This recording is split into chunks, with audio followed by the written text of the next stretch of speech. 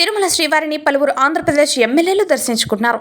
శుక్రవారం ఉదయం వీఐపీ విరామ సమయంలో TDP MLA Kola Ravikumar, Janasena MLA Sundarapu Vijay కుమార్లు వేర్వేరుగా కుటుంబ సభ్యులతో కలిసి స్వామివారి సేవలో పాల్గొని మొక్కులు చెల్లించుకున్నారు.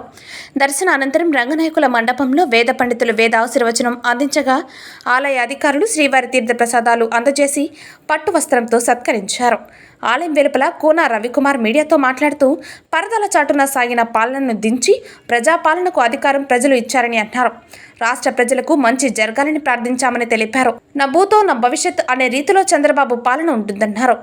చంద్రబాబు ఇచ్చిన హామీ ప్రకారం మెగా డిఎస్సీపై సంతకం పెట్టారని తెలిపారు.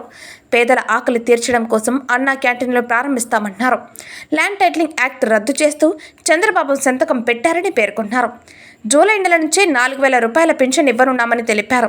పింఛన్దారులు బకాయిలతో కలిపి 7,000 రూపాయలు పెన్షన్ ఇస్తామని తెలియజేశారు. రాష్ట్రంలో ఉన్నటువంటి 5,50,00,000 మంది ప్రజానీకం సుభిక్షంగా ఉండాలని, మంచిగా ఉండాలని, గత 5 సంవత్సరాల్లో సాగినటువంటి విధ్వంసాన్ని అధిగమించి ఈ రాష్ట్రంలో ప్రతి ఒక్క కుటుంబానికి, ప్రతి ఒక్కరికి మంచి జరగాలని ఆ వెంకటేశ్వర స్వామిని కోరుకున్నాం. తప్పనిసరిగా మా నాయకుడు చంద్రబాబు నాయుడు గారు ప్రజలు ఏ ఆశలతో అయితే, ఏ ఆకాంక్షలతో అయితే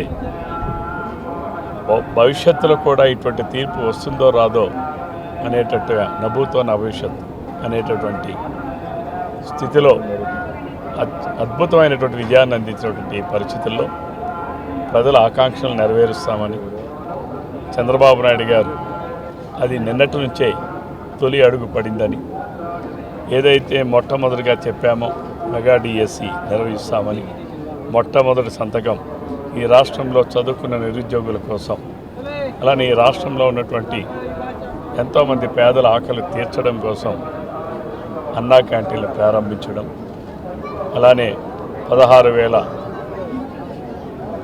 16,000 అబౌవ్ ఏవైతే ఉపాధ్యాయ ఉద్యోగాల నియామకం కోసం ఫైల్ మీద సంతకం పెట్టడం, ఏదైతే జగన్మోహన్ రెడ్డి భూ కబ్జాలకు అనుగుణంగా రూపొందించినటువంటి చట్టం ఏదైతే ఉందో ల్యాండ్ టైటిల్ యాక్ట్ చట్టాన్ని రద్దు చేయడానికి తీసుకున్నటువంటి నిర్ణయం,